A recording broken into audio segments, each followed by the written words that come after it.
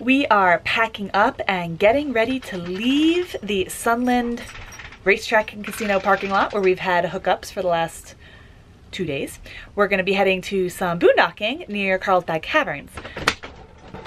Huh. We're heading? Yes. Yes. Anyway, I wanted to say thank you to everyone who has emailed me about meetups in our upcoming locations. Some of the meetups have now been scheduled. You can go to our website, airstreamlife.com/events, to see which ones have been scheduled. If you emailed me, I emailed you if it's in your city. For those of you I haven't answered yet, sorry, I got a lot of emails, probably like 40 to 50, and I'm still trying to figure out where we're doing meetups and where we're not, so I will email you, I promise. It just means I have not scheduled something in the area that you asked me about. So, I'll get to those very soon. Meanwhile, I thought I'd show you some tricks and tips for moving day. There's a Penny. There's a Penny. She's excited for moving day, aren't you? Yes. Okay, trick number 1. One of the last things we do before we close up the Airstream is close up our drains. So I will close up the drain here on the composting toilet.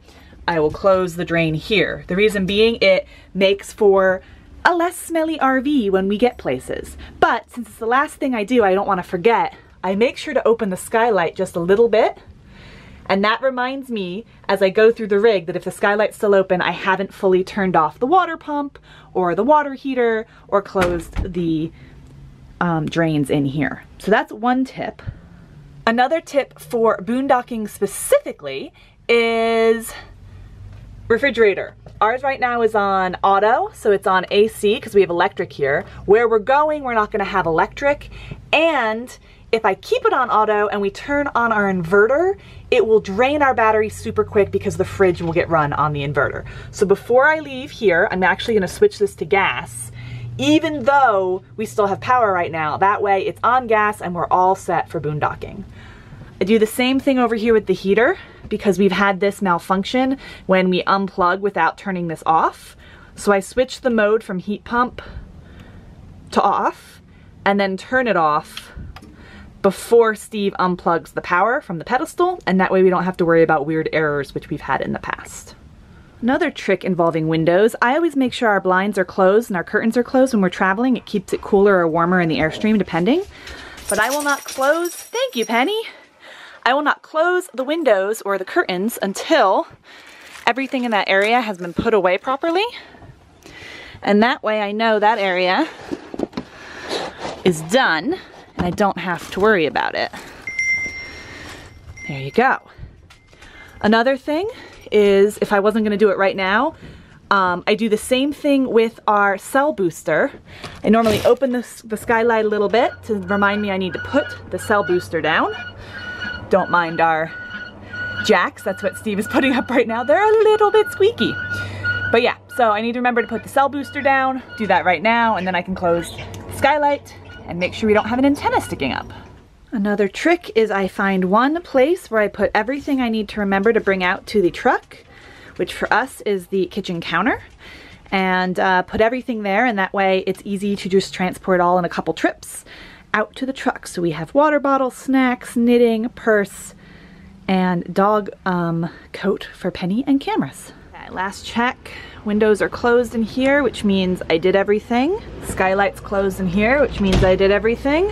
Everything should be locked up. I check to make sure fridge is closed, and then just run my hand across all the cabinets and make sure they're all closed. Means we are good to go.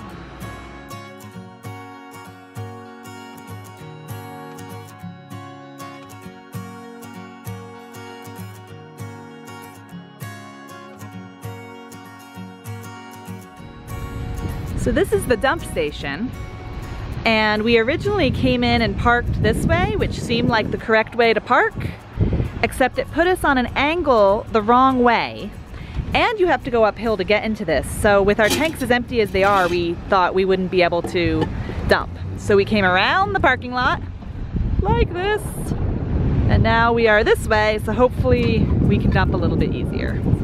As always, wipe down before touching anything else. Make sure to always have wipes in the truck. Comes in useful.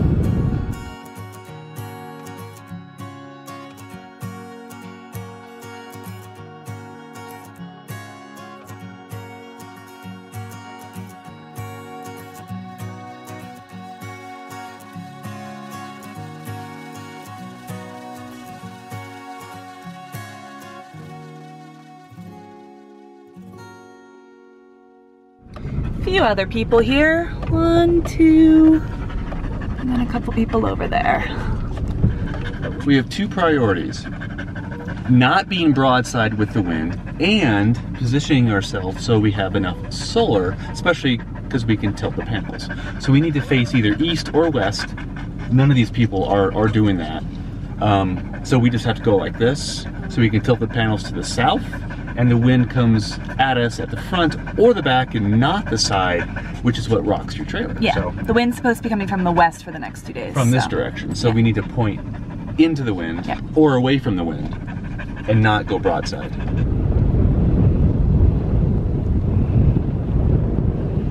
Let's see how level we are. We are just about level. What do we think? I think this will work. I think maybe 1 block on this side.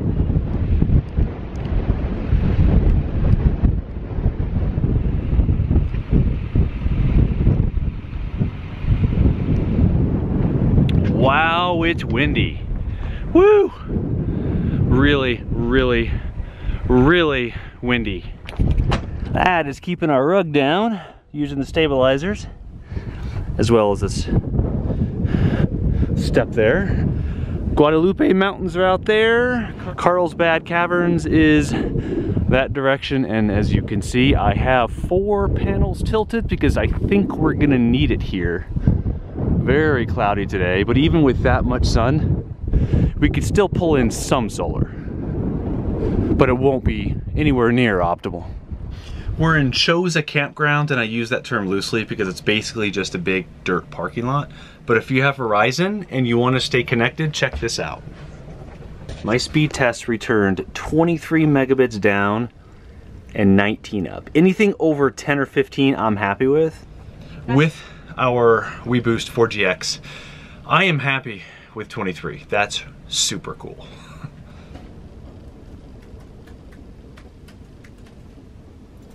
And as you can see, we have a high wind warning basically all of tonight and then tomorrow as well. So we were planning to do a couple hikes. We're still planning to do a couple hikes. Well, going down into Carlsbad Caverns, the wind shouldn't affect down in the cave too much. It's windy down there. I don't think so. I'll look it up. Yeah, so we're hoping that tomorrow will be a Carlsbad Caverns day. Neither one of us have ever been there, and I'm kind of excited to see it. But for tonight, I am frantically replying to emails right now of everyone who wants to meet up and at least saying, I got your email, I'm not ignoring you. I will eventually schedule something there. And yeah, keep an eye out on the website to see all the ones I have already scheduled. We have some breweries and some barbecue and some fun coming up. And by the way, the wind, 40 to 50 mile an hour gusts, 25 to 35 mile an hour sustained winds coming straight from that direction. So guess what we're not feeling? Any rocking whatsoever. Do you remember the first time we were out? We were at Valley of Fire in Nevada. I'll link it. Hey Penny, stop drinking for a minute. Penny, stop drinking for a minute. I'm telling our audience something. Yeah, that was a huge mistake. We parked broadside and we were rocking. Yeah. We were rocking. And we couldn't open the windows, and we had to because it was hot and we had like sand everywhere. So now we can open the windows if we wanted to, even though we don't really need to. There was a thin layer of sand on everything, including our dinner. So we got a little earth in us, I think at that. Penny says to stop there. Okay. See ya. Tomorrow. See you at the caverns. Yeah. Okay. Now she won't drink. Okay, you could. Are you kidding me? Penny. That's your dog. No. Oh wait, that's my dog. That's my dog. She's being very good. She's always very good. She's always very good.